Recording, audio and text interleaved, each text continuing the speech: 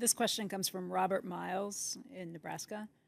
The trading apps. What do you think about Robinhood and other trading apps or fintech companies enabling all ages and experience to participate in the stock market? Well, I'm looking forward to reading the S1 on Robin. That's a big thing you file with the SEC when you are going to be offering securities, and it's become a very significant part of the casino aspect of the casino group that has joined into the stock market in the last year and a half. And I do want to see how they handle the source of income when they say they don't charge the customer anything. I mean, it'll just be interesting to watch how they describe it. I mean, but they have attracted, maybe set out to attract, but they have attracted. I think I read where 12 or 13% of their casino participants were dealing in puts and calls. I looked up on Apple, the number of 7-day calls and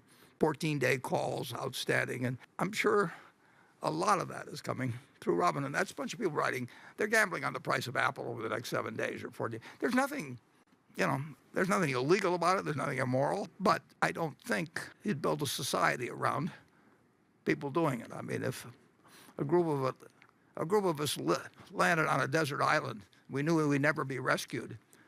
And I was one of the group, and I said, "Well, I'll set up the exchange over here, and I'll trade our corn futures and everything around it." I think the degree to which a very rich society can reward people who now know how to take advantage, essentially, of the gambling instincts of not only the American public, worldwide public.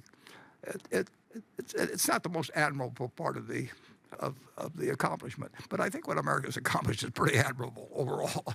And I think actually American corporations have turned out to be a wonderful place for people to put their money and save. But they also make terrific gambling chips. And if you cater to those gambling chips when people have money in their pocket for the first time, and you tell them they can make 30 or 40 or 50 trades a day, and you're not charging them any commission, but you're selling their order flow or whatever. I hope we don't have more of it, I'll put it that way. And I will be interested in reading the prospectus. Charlie? Well, that is really waving the red flag at the bull. I think it's just god-awful that something like that would draw investment from civilized men and decent citizens. It's deeply wrong. We don't want to make our money selling things that are bad for people. But we've got the states doing it with the lottery. No, but that's bad too. Yeah, I understand. That's very but I mean, bad. once you very the bad. first, That's one of the things that's wrong with it. It's getting respectable to do these things. The states are just as bad as Robinhood. Well, in a sense, they're worse. I mean, they're really taxing. I know I know. Yeah, they're taxing hope. Not only that, and they don't get much in the way of taxes from here, Charlie, when they do that. The states in America replaced the mafia as the proprietor of the numbers game. That's what happened. Yep.